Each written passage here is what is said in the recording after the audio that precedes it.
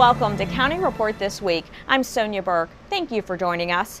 Coming up in the next half hour, hundreds of people attend the Committee for Montgomery's annual legislative breakfast at the Bethesda North Marriott. Local Muslim residents meet with county officials about concerns of discrimination. And later, we'll take you to a tree lighting ceremony in Rockville. But we begin with the funeral of Montgomery County Police Officer Noah Liotta, who died this month from injuries sustained on duty. Services were held this week at the Covenant Life Church in Gaithersburg, and last week there was a police procession in front of the 4th District Station in Wheaton. With lights flashing, a Montgomery County police procession travels down Randolph Road in front of the Wheaton Police Station as hundreds of officers line the street to show their respect.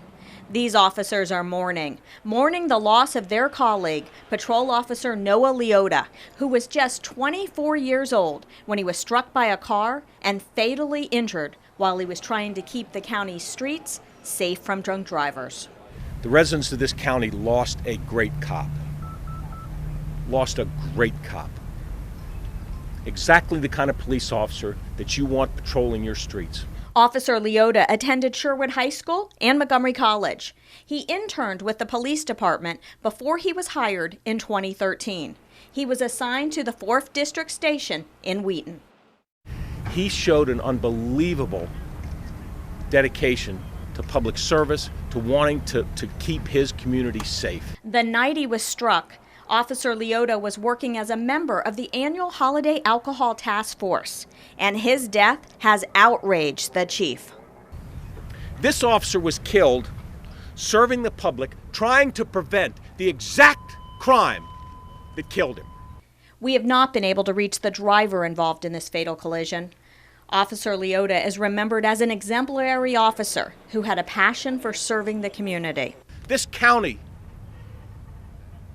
is worse because Officer Noah Liotta is not out driving around his patrol car, that he is not out here serving the community. God bless Officer Noah Liotta. God bless the Liotta family.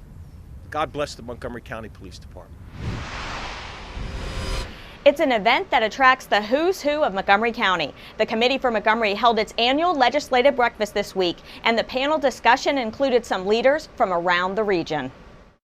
Virtually everybody in this room is from Montgomery County. The conversation may have started off with some ribbing, but the support these local leaders have for each other is no joke. Regional economic development was the hot topic of a panel discussion that included the executives of Montgomery and Prince George's counties and the mayor of Washington, D.C. The success of Montgomery County it leads to the success in the district and Prince George's County. And there are a lot of things that we share in common. How do we attract businesses that are going to support the region, invest in schools, and make sure that residents have safe and reliable transportation? For us to come together on those critical issues as we go into the legislative session is very important. The more we work to build the region, I think the better it is for all of us, and I think that we have established a good working relationship to talk about our respective challenges and opportunities, but also how we can continue to work for the region. And I think saying that to the number of people here, all these elected officials in and around this area,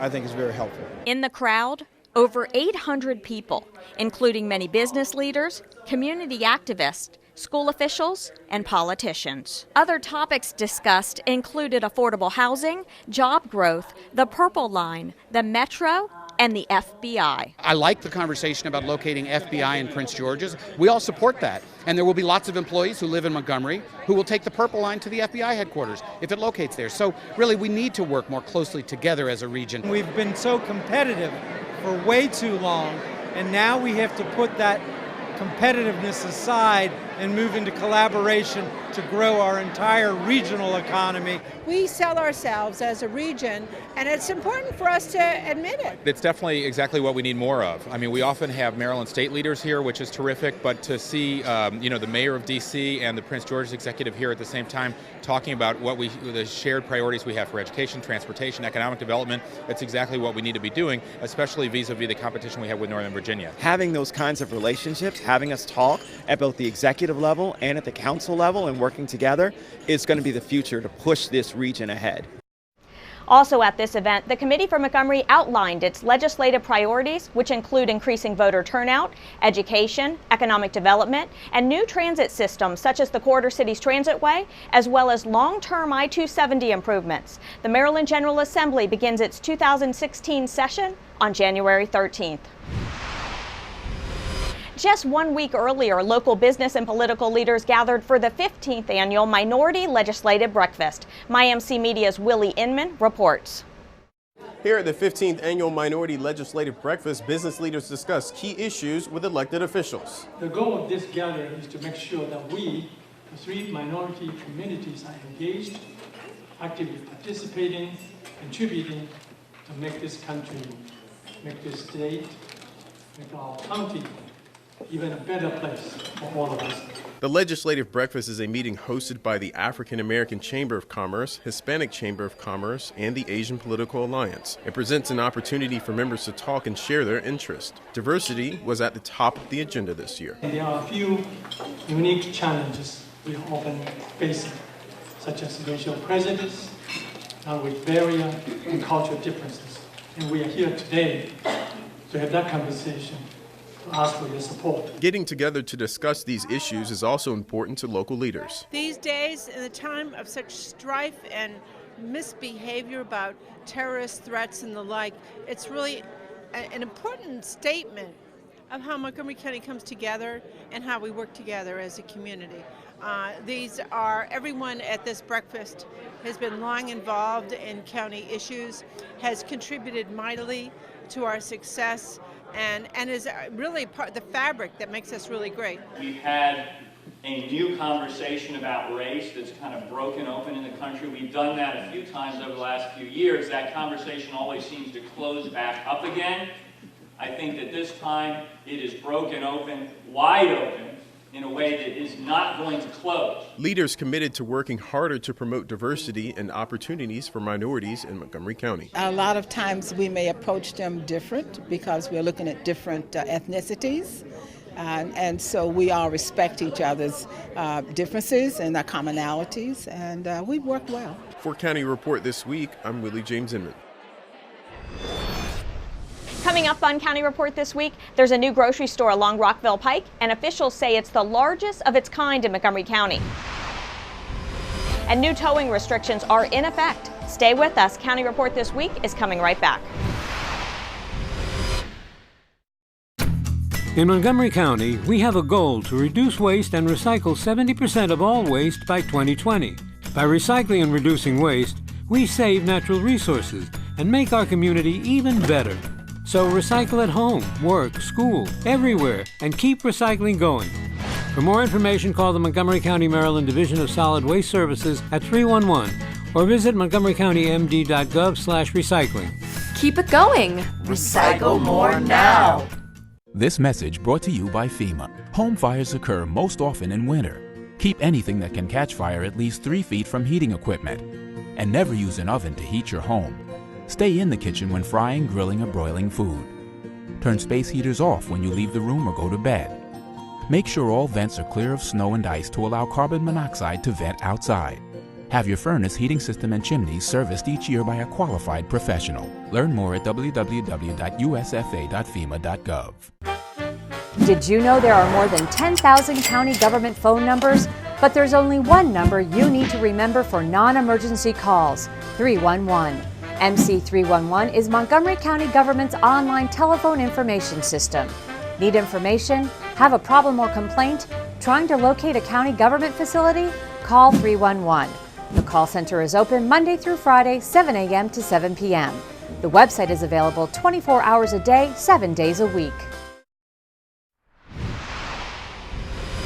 Welcome back to County Report this week. I'm Sonia Burke. There's a new grocery store open along Rockville Pike. MyMC Media's Maureen Chaudhary has our story. It's my pleasure to welcome you to the new Rockville Safeway. Rockville Pike is now home to the largest Safeway in Montgomery County. At a grand opening event, officials and community members marked the occasion with a ribbon-cutting ceremony. The new store, located at 1800 Rockville Pike, is a part of the latest development project at the Twin Brook Metro Station, also known as the Galvin. It's the Safeway project today, but tomorrow it's Galvin. which is 356 apartments, 15% of which are affordable, designated affordable units, 11 other retailers in addition to Safeway, and it's the third of large mixed-use projects we've developed here at the Twin Brook Metro Station. Well, this is so important, number one, because so many people are moving to this area in Rockville, and number two, it's right near Metro, and so this is exactly the kind of development we want to encourage in Montgomery County because it's less carbon intensive, it's less car intensive. For Safeway and developers, convenience for customers is key. I hope as you walk the store, you'll take your time and look at the assortment and some of the specialty items that you won't find in all of our stores and certainly not in our competitors. We go to Safeway routinely, but they close our store. I like the choice. Got a lot of choices here compared to the other store we used to go to. Well, we were a little bit worried about parking, but it was very easy to park, so that was a plus. I think it's super nice to have it close to the metro. It'll be nice for us when we don't have a car that we can still get our grocery shopping done. Safeway also highlighted its commitment to working with local communities by presenting contributions to the Richard Montgomery High School Marching Band, Jewish Community Center of Greater Washington, and the Rockville Fire Department. And in case you missed the grand opening, Safeway representatives say there's still more to come. We'll have many events, many great deals out there, some of the prices that are unheard of that you haven't seen probably in 15, 20 years. For Counter Report this week, I'm Maureen Chaudhary. The county's new towing law went into effect earlier this fall, and this week on the county's Spanish language show, we talked with Eric Friedman, director of the Office of Consumer Protection. He spoke about how the new law prohibits spotters to identify vehicles for towing, requires larger signs at parking lots, and allows consumers to see the contract between a towing company and property owners.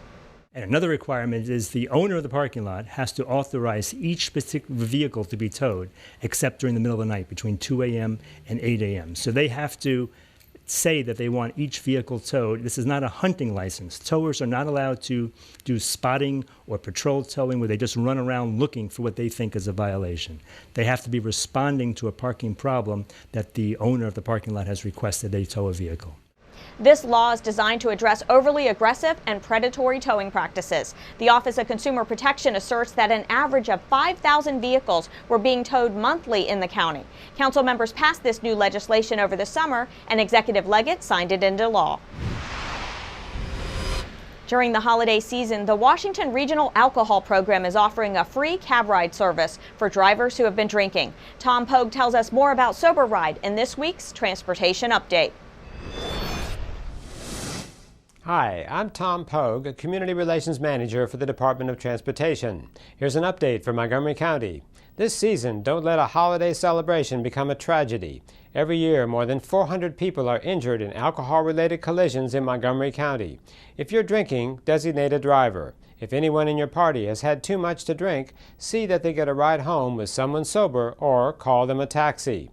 The Washington Regional Alcohol Program, or WRAP, is a nonprofit public-private coalition formed to fight drunk driving. Through state, federal, and corporate funding, WRAP operates a free cab service called Sober Ride. If you need a ride home from the district or surrounding counties, including Montgomery, call Sober Ride at 800-200-TAXI.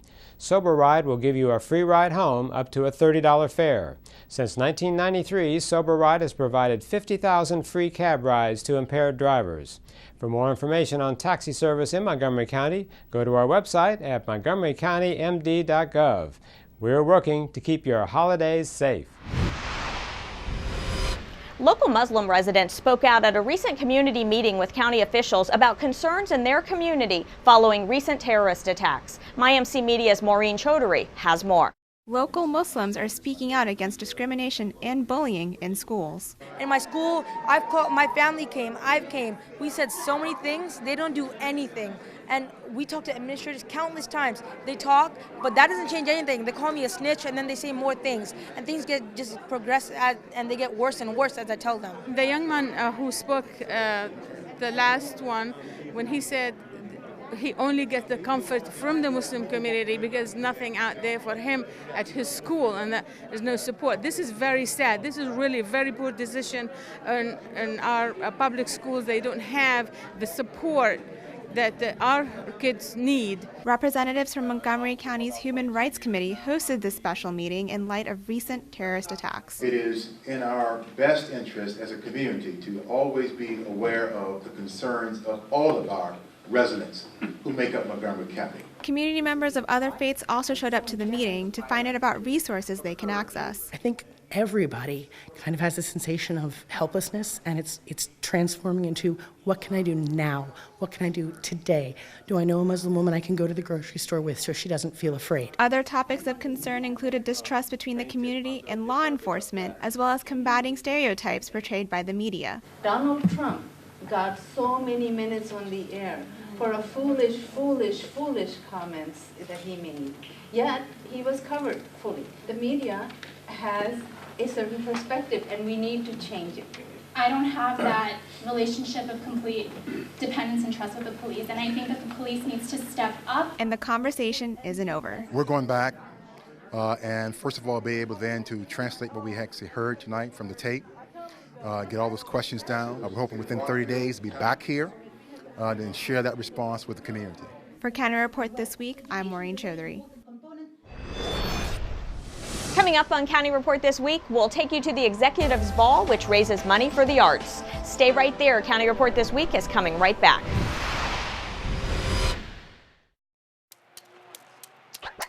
Today is Saturday. Salad on Saturday, fruit on Friday, throw a ball Thursday. Water Wednesday, touch your toes Tuesday. Let's move Monday, sparkle snacks Sunday. 60 minutes of physical activity a day and eating well can help get your child healthy. So keep them active and eating well every day. Get ideas, get involved, get going at letsmove.gov. That's letsmove.gov.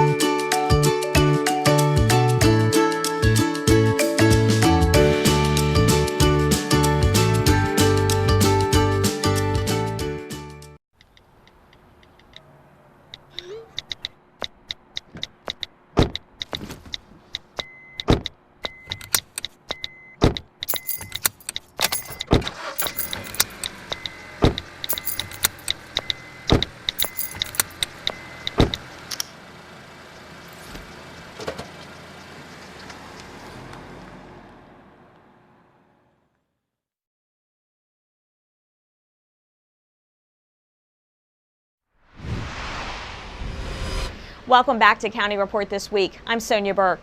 Montgomery County Public Schools recently hosted a career readiness event at Gaithersburg High School. MCPS TV reports. More than 600 parents and students gathered at Gaithersburg High School on December 14th to learn more about MCPS course pathways that prepare students for successful futures in a wide variety of careers. This was the first ever Career Readiness Night hosted for families. Employers were telling us that students that even graduate, even out of college, need to learn more job-embedded skills. And we have spent a lot in infrastructure in MCPS developing programs that do that. And we saw an under-enrollment. So we thought it was important to bring families back to the table to understand their options and what students benefit from participating in CTE programs. And that's why we're here today. To Montgomery College. Parents heard from Luis Ruiz, a 2013 MCPS graduate who attributes his success to the medical careers program at Paint Branch High School. Medical careers gave me an insight of going to the hospital, working with actual patients, having hands-on experience, and I learned from them as well as I learned from other nurses on what the medical field requires, what it will have what it takes to be in the medical field. We want to make sure that all the opportunities are out there and explained to students, and knowing that more careers are having to do with certification, and not just college, but they need to prepare in the same way for careers as well as for college. Specifics of MCPS course pathways were presented to families in breakout sessions throughout the evening. Students and their parents learned about programs that range from biosciences to construction to engineering and information technology. Well, I thought in the auto body shop that, I would want to do it. Try to, explore different types of cars, how to fix the engine. And we certainly gave us some exposure to things that we probably wouldn't have learned in a regular classroom. To explore the new Career Readiness for Students website, visit the MCPS website and search Career Readiness. For all those music enthusiasts out there, the Montgomery College World Ensemble has geared up for its fall concert to bring the sounds of the world all in one place. Dozens of guests came to the Perella Performing Arts Center on Montgomery College's Rockville campus to experience the Montgomery College World Ensemble celebrate the cultures of India, Latin America, and Africa through music. The Montgomery College World Ensemble is a collection of MC students and faculty who are musically inclined and enjoy performing culturally derivative pieces. Professor of music at Montgomery College and director of the World Ensemble, Don Avery, started the program some 14 years ago. So when I first interviewed here, the dean said, what do you think would be a great contribution to this school musically? And I suggested starting a world ensemble or a world arts festival, because I saw the diversity here, which is so unusual compared to other schools, and we have a lot of talented musicians. The MC World Ensemble has multiplied in size, growing from a small group of 15 musicians to currently over 100. The musical selections are chosen by the director, but the choices are inspired from those actually in the ensemble. This semester we had a student composer, and so I wanted her to have the experience of premiering a piece and writing for our ensemble. And then oftentimes we'll have students come in ahead of time. They'll let me know during the break about songs they might want to do, so I'll research them and start the arrangements before the class starts. This year's ensemble worked in collaboration with the Northwestern High School Orchestra and Choir, granting these high schoolers the opportunity to work with college and professional level performers. Now we have Leonardo Lucini, who's been with us for several years, running the Latin band, and that's been a huge contribution, very fun, a lot of energy. And then this semester and a couple of other semesters, we had Steve Bloom, who's a brilliant hand percussionist, one of the most famous in the country. It's an amazing exposure of hands-on music and culture for the students. You can watch the MC World Ensemble's performance of the music of India, Latin America, and Africa in its entirety on YouTube at youtube.com/Montgomery College. For County Report this week at Montgomery College, I'm James McLean.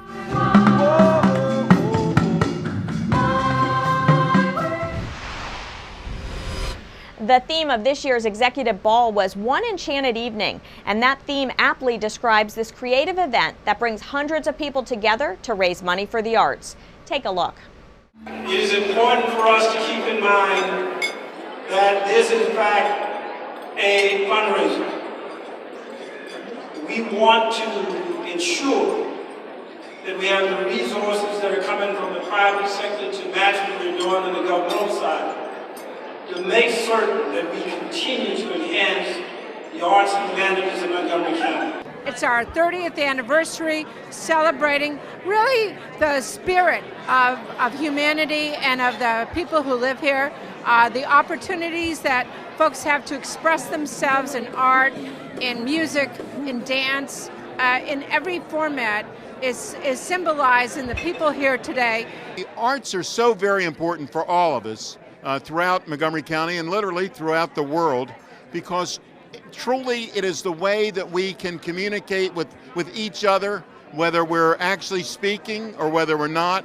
We can enjoy each other's company when we're looking at an object or whether we're just looking at each other. So it's truly a wonderful night tonight to celebrate the arts. Coming up next on County Report this week, we'll take you to a tree lighting in the city of Rockville. And then we'll tell you why Santa is riding across Montgomery County on a Harley. Don't go away. County Report this week is coming right back.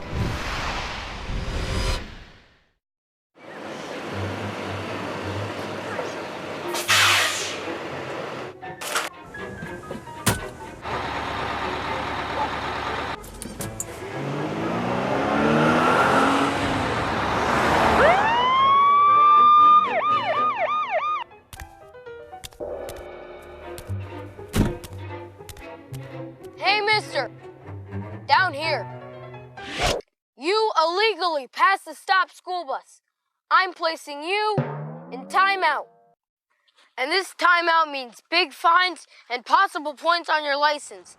And more importantly, you could have endangered students' lives. That's why, to curb this reckless behavior, school buses are being equipped with video cameras to help kids like me stay safe. So play it smart, play it safe, and respect the bus.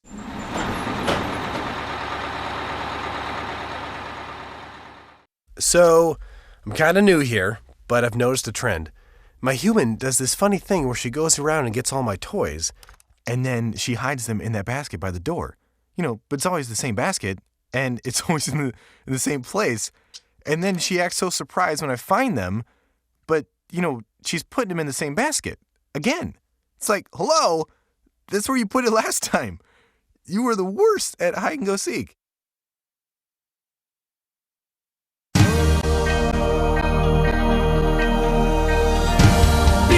Montgomery. Woo!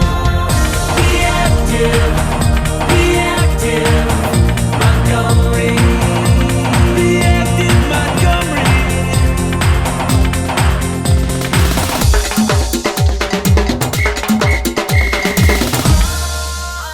Be active, Montgomery.